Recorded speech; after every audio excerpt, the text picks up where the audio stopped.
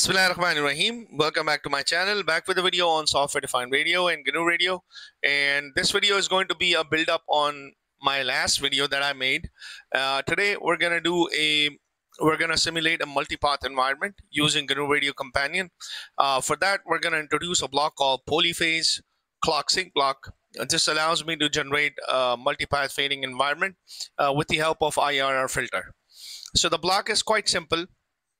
In this video, we're going to generate QPSK, actually 8 PSK. We're not going to generate QPSK. We're going to generate 8 PSK, which means I will have 8 different points on my constellation diagram, and they will be all depicted using different I and Q values. The way we do it is quite simple. I'm going to walk you through the block diagram as well. A couple of things that I have imported. You can use an import to introduce, for example, if you want to import symbols like pi. So you can use a block called import, which is available on your GNU Radio library. Just simply type in from math import pi as pi. So this is so I can use the value of pi. Import digital as well. So since we're working with digital modulation, just like in my last video. And of course, we're using a pulse shaping filter, which is called FIRDAS. So we need to import FIRDAS as well. So we're trying to design a root raise cosine filter. And this is the way to implement a root raise cosine filter. So I'm choosing a random source. Random source is going from 0 to 8. And this is chunk to symbol. This is the block that allows me to actually generate this QPSK 8 PSK pattern. As you can clearly see, the values are from 0.707 minus 0.07. Then you have minus 101, minus 707, plus positive values, negative values.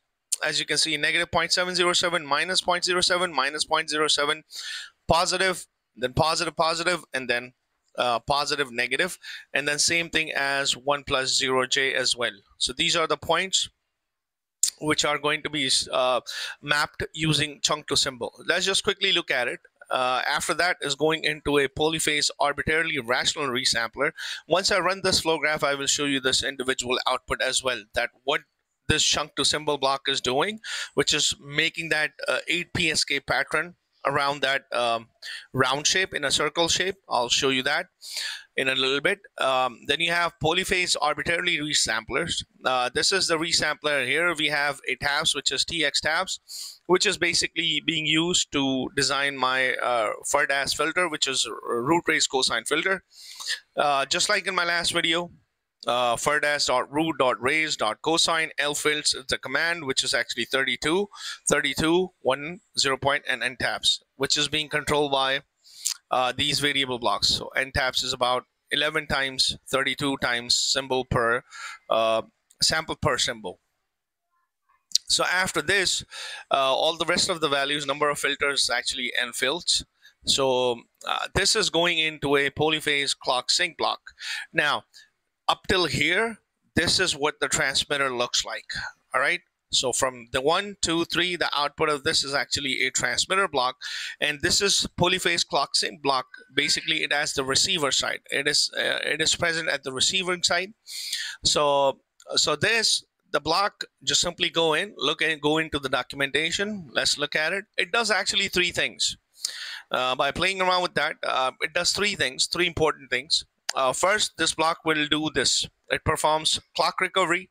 Second, it does the receive match filter to remove ISI. So whatever the root raise cosine filter that you have used, you can implement that as well.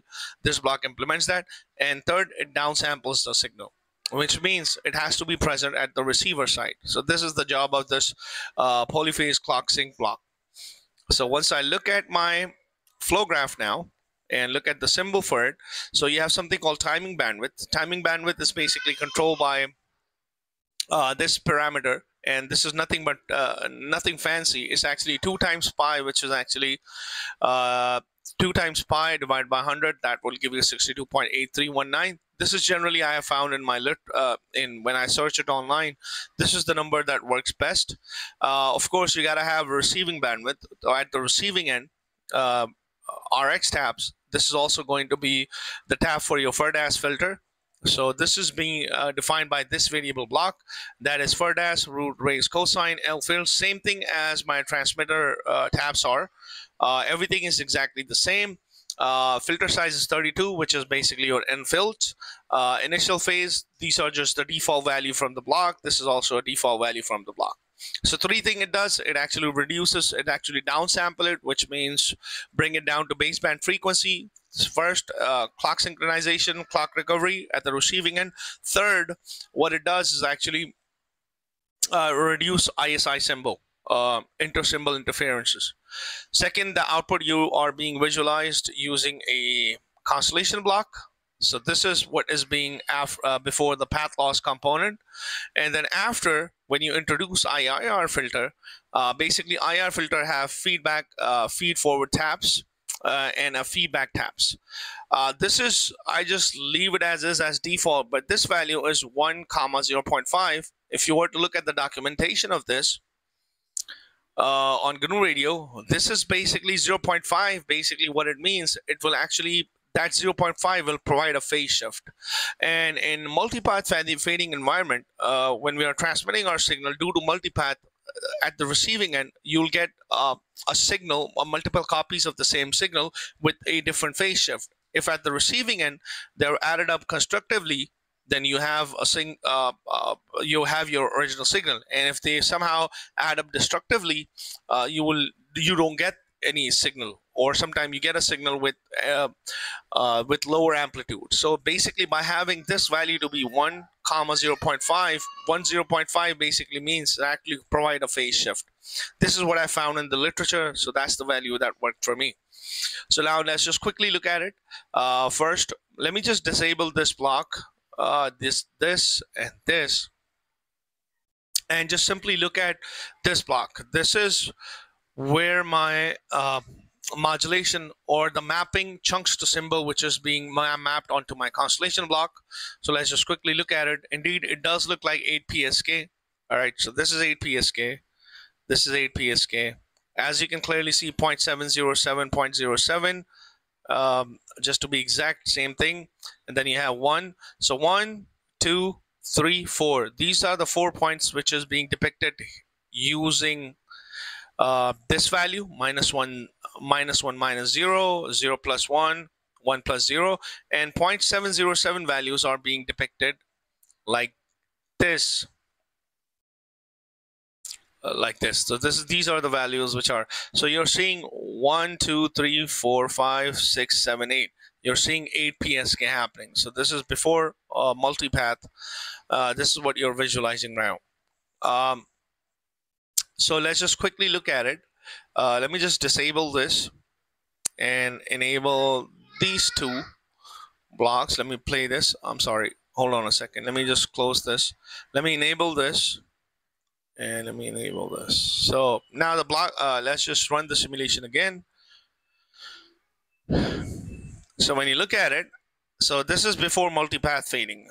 This is what you're seeing after that polyphase clock sync block. This is this constellation block. Now, after multipath, the output is going into that IIR filter. That IIR filter, due to the tabs, which is 1 times 5, 0.5, this is basically in the denominator if you look at the mathematics of it. So basically, it causes a delay in a phase. So by having a delay in a phase, that allows me to depict multipath environment. And after multipath, this is the output that you're seeing.